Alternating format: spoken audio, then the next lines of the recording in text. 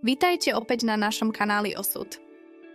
Pokračujeme v našom kurze o kartách a dnes sa pustíme do prvej z kárových kariet, ktorou je kárové ESO karta Dopis.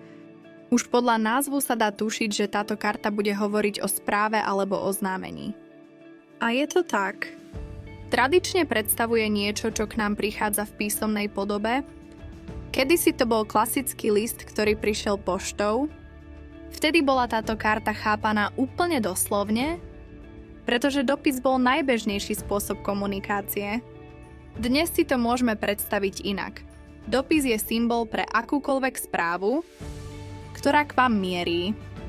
Môže to byť SMS, e-mail, správa na sociálnej sieti, oficiálny list, právny dokument, zmluva alebo akékoľvek vyjadrenie, ktoré má určitú váhu. Podstatné je, že dopis hovorí o niečom, čo ešte len príde. Je to komunikácia, ktorú možno už očakávate, ale ešte nie je vo vašich rukách. Je to proces, ktorý sa blíži, niečo, čo je na ceste. A teraz veľmi dôležitá vec. Dopis nie je vždy len o tom, že niečo dostanete vy. Rovnako dobre môže znamenať, že vy ste ten, kto niečo posiela. Odkaz teda môže smerovať oboma smermi. Buď vy čakáte na správu, alebo naopak vy budete ten, kto správu odošle. Karta zároveň ukazuje aj na vzdialenosť. To znamená, že záleží na tom, kde vo výklade leží. Ak sa dopis nachádza blízko vašej osobnej karty, tak správa príde veľmi skoro, prakticky v blízkej dobe. Ak je ďalej, znamená to, že si na ňu ešte budete musieť počkať. A ak sa dopis objaví pri niekom inom vo výklade, znamená to, že tá správa sa bude týkať práve tejto osoby, alebo ona bude tým, kto správu dostane. Vo všeobecnosti sa teda dá povedať, že v rovnej polohe dopis predstavuje správu, list, SMS, oznámenie, dokument alebo vyjadrenie, a keď je obrátený, nemení sa jeho význam. Stále ide o správu. Je to jedna z mála kariet, kde obrátenie nemení základný odkaz. A teraz si pridáme to, čo je pre výklad veľmi praktické. Dopis síce hovorí o tom, že príde nejaká správa, ale vy sa hneď môžete pýtať, o akú správu ide. Je to milostné význanie? Je to právny dokument? Je to pracovná ponuka alebo pozvánka na nejakú udalosť? Presne to vám ukážu ostatné karty okolo. To je tá pointa, že dopis nikdy nečítame samostatne, ale vždy sa pozeráme na to, s čím sa kombinuje. Od toho závisí, o aký typ správy pôjde a čo vám v živote prinesie. Takže ešte raz, dopis je komunikácia. Buď prichádza k vám, alebo od vás odchádza. Môže mať rôzne podoby. Od obyčajnej SMS cez e-mail, až po oficiálny list alebo právny dokument. To, čo presne znamená, ukáže jeho poloha a to, aké karty sú pri ňom. A tam sa dostávame k ďalšiemu kroku, k samotným kombináciám. A práve na tie sa teraz pozrieme, pretože kombinácie s inými kartami nám povedia, čo konkrétne sa tým dopisom myslí a akú podobu správa získa. Dopis plus sudca. Keď sa dopis spojí so sudcom, tak hovoríme o úradnom dopise. V praxi je to zásielka alebo oficiálne písomnosti, ktoré prichádzajú z úradu od právnika, zo súdu alebo z inej inštitúcie. Často sú to listy, ktoré majú oficiálny charakter, rozhodnutia, výzvy, potvrdenia, zmluvy. Toto spojenie ukazuje, že správa, ktorá príde, nie je len nejaká neformálna SMS od kamaráta, ale niečo, čo má váhu a autoritu. Ak teda vidíte dopis a sudcu vedľa seba, hneď vás môže napadnúť, že sa bude riešiť niečo úradné, oficiálne alebo právne. Je to kombinácia, ktorá človeka upozorní, že správa má záväzný charakter. Dopis plus láska. Úplne iný tón dostaneme, keď sa dopis spojí s kartou láska. Tu už nejde o žiadny úrad ani o dokument, ale o citovú záležitosť. V tejto kombinácii hovoríme o milostnom význaní. Je to správa plná citu, e-mail alebo SMS, ktorá nesie emócie, náklonnosť alebo dokonca zamilovanie.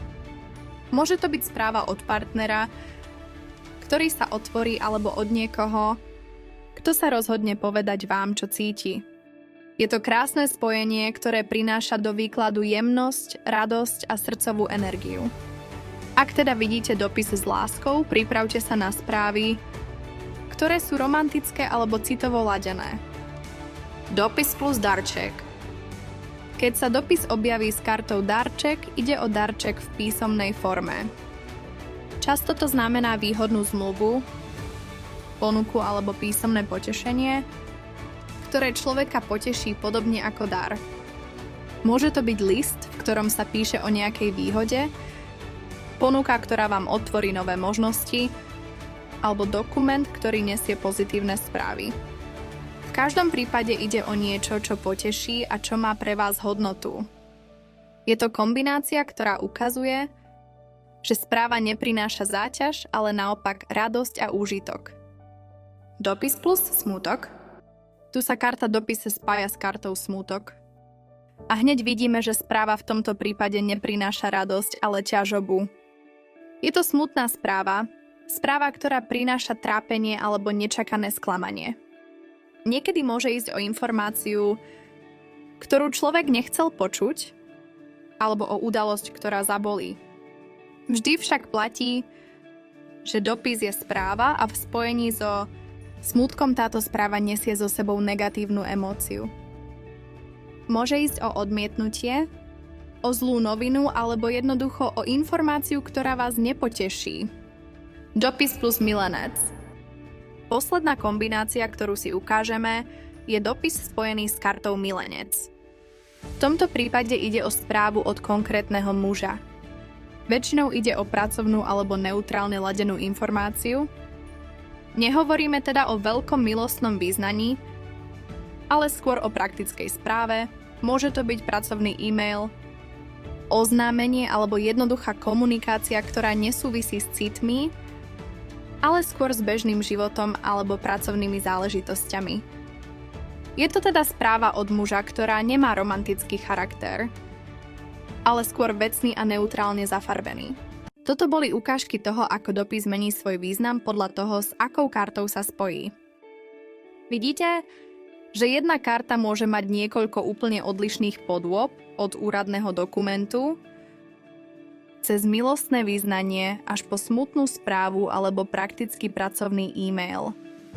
Preto je pri dopise dôležité vždy sledovať, čo sa deje okolo neho, s kým sa kombinuje a akú energiu tým celé spojenie dostáva.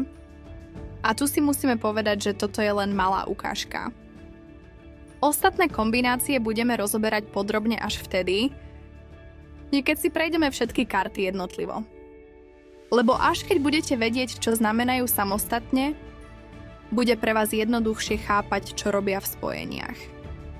Ak by ste chceli mať všetky informácie pekne pokope, to, čo sa tu spolu učíme, aj veľa ďalších podrobností, môžete si zakúpiť našu knihu spolu s kartovým setom. Link na objednávku nájdete dolu v popise videa, takže si to tam viete pozrieť a mať to celé doma priamo v rukách. Ak sa vám toto video páčilo, určite nezabudnite dať odber nášmu kanálu Osud, aby vám neušli ďalšie časti. V kurze budeme pokračovať ďalej a krok za krokom si prejdeme. Úplne všetky karty aj ich kombinácie. Na budúce sa pozrieme na ďalšiu károvú kartu, ktorou je Kárový kráľ, karta Dôstojník. Tá má svoj vlastný význam a určite sa pri nej zastavíme podrobnejšie. Takže zatiaľ vám ďakujem, že ste boli so mnou a teším sa na vás opäť pri ďalšom videu.